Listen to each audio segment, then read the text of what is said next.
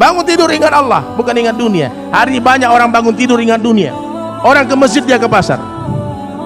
Dia telah membawa bendera syaitan. Siapa yang bangun di pagi hari lalu dia pergi ke masjid, dia sholat di masjid subuh, sungguh dia telah membawa bendera iman. Siapa yang bangun di pagi hari dia pergi ke pasar, tak ke masjid, dia telah membawa bendera syaitan. Bangun pagi ingat dunia, pagi hari kerja dunia, siang hari fikir dunia, sore hari bicara dunia lagi, malam hari pikir dunia lagi, tidurnya mimpinya dunia, tahu-tahu meninggal dunia. Berapa banyak kita lihat orang seperti itu, sibuk membangun di dunia, lupa pembangunan di akhirat. Wallahi kata Rasulullah, tidak ada kehidupan kecuali kehidupan akhirat. Tidak ada kehidupan kecuali kehidupan akhirat. Dunia ini tipu-tipu semua.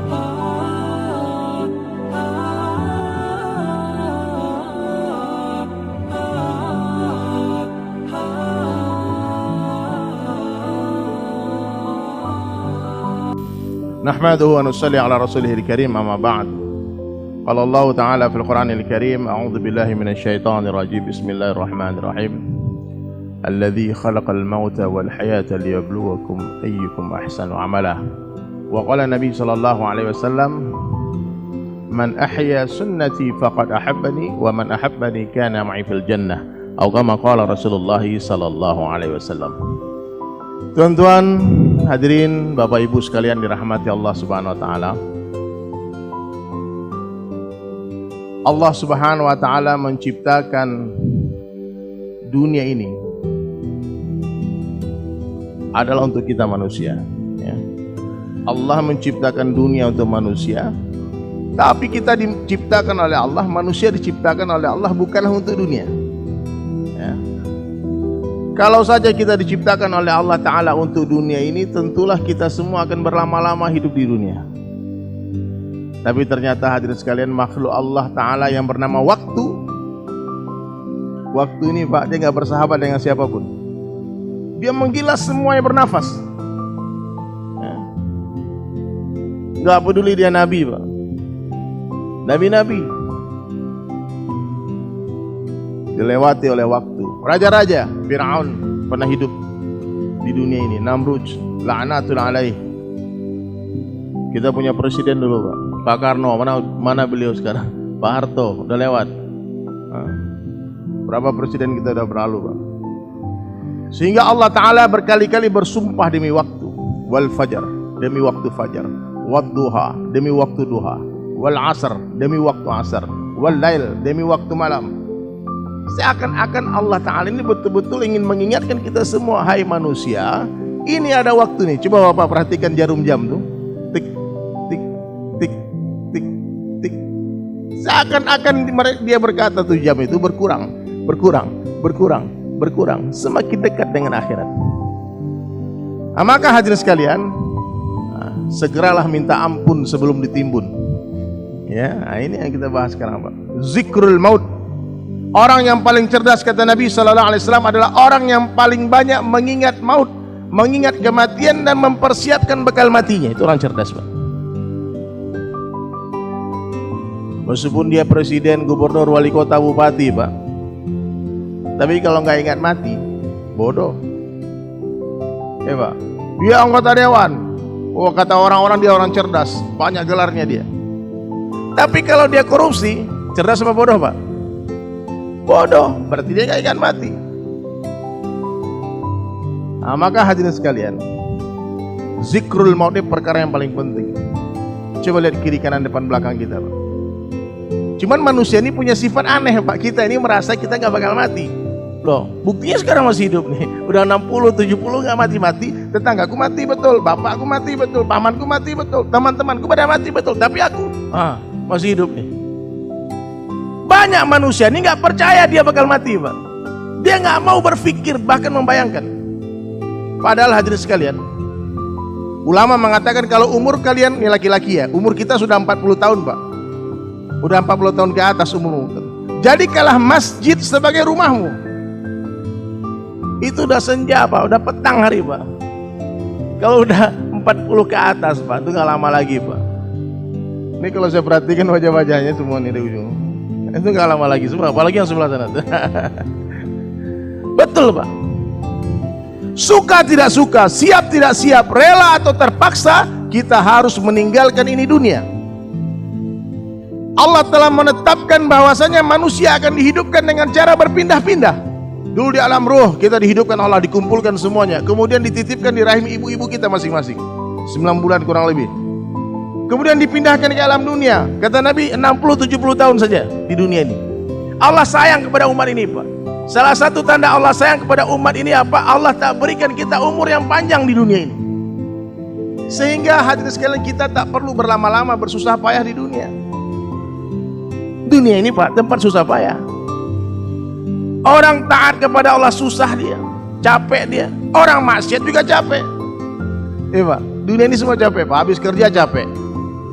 Jalan-jalan holiday, habis holiday capek.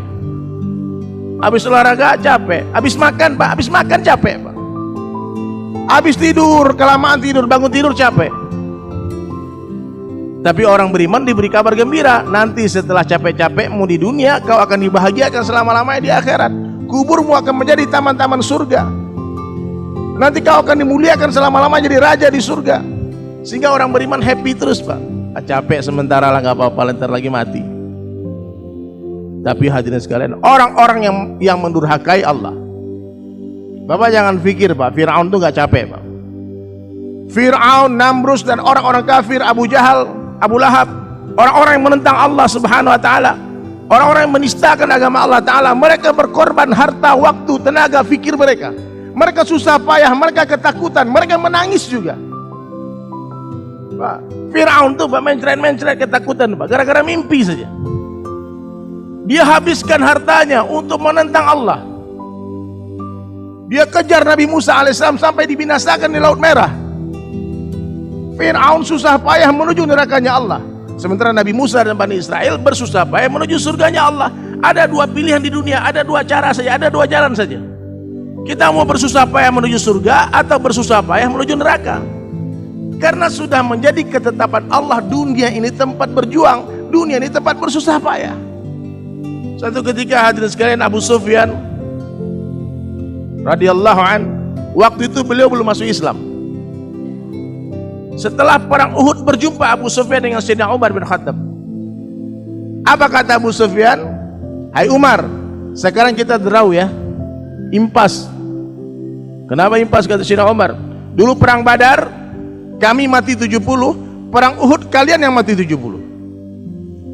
Apa kata Sayyidina Umar? Dari mana hitungan impas itu, draw itu? Kalian 70 masuk neraka, sementara kami 70 masuk surga. Nggak bisa, Pak. Nah, maka hadirin sekalian, ada dua jalan di dunia, ada dua tempat di akhirat. Orang yang tidak melewati jalannya Allah, dia pasti melewati jalan selain itu. Jalannya musuh-musuh Allah, jalannya iblis dan para pengikutnya. Alhamdulillah, bersyukur kita kepada Allah, hadirin. Hari ini kita kumpul di masjid. Saya berkali-kali kemana-mana keliling, saya selalu sampaikan Masjid Darussalam ini adalah salah satu masjid termakmur di Indonesia. Versi saya, Pak, survei saya, Pak. Saya sudah kunjungi ribuan masjid, Sabang sampai Merauke. Kalau yang sudah dapat penghargaan MURI itu di Bali, Pak, Masjid Baitul Makmur. Itu diberi penghargaan oleh MURI, masjid termakmur di Indonesia.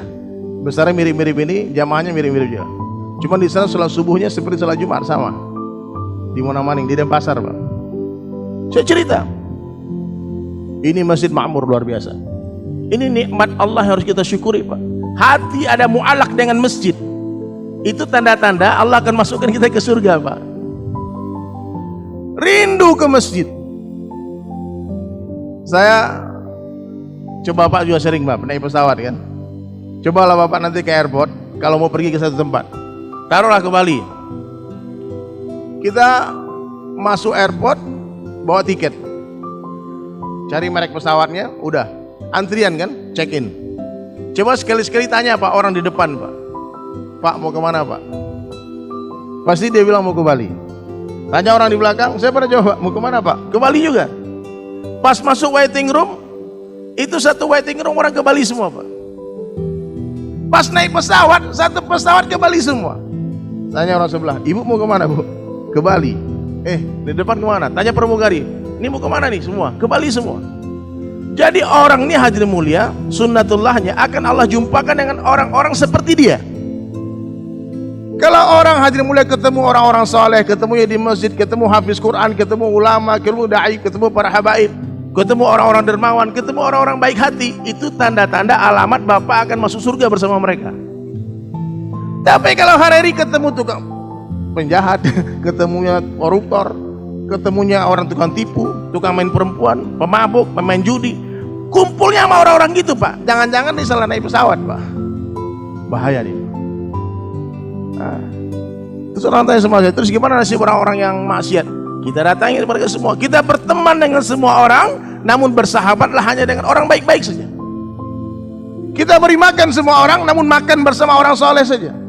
Karena Nabi mengatakan, berteman dengan penjual minyak wangi, kau akan dapat wanginya. Berteman dengan pandai besi, kau akan dapat asapnya. Nggak main-main Pak, anjing Ashabul Kahfi Pak, anjing najis besar, Kitmir namanya, ditulis dalam Al-Quran kisah ini. Seekor anjing ikut-ikutan dengan 7 orang pemuda yang hendak menyelamatkan imannya. Itu Ashabul Kahfi masuk hadirin mulia ke dalam gua. Kitmir tunggu di depan gua. Allah tidurkan mereka 309 tahun, gak makan, gak minum, dan gak tua mereka. Allah hentikan waktu di dalam gua. Ini kekuasaan Allah Pak. Allah suka-sukanya aja.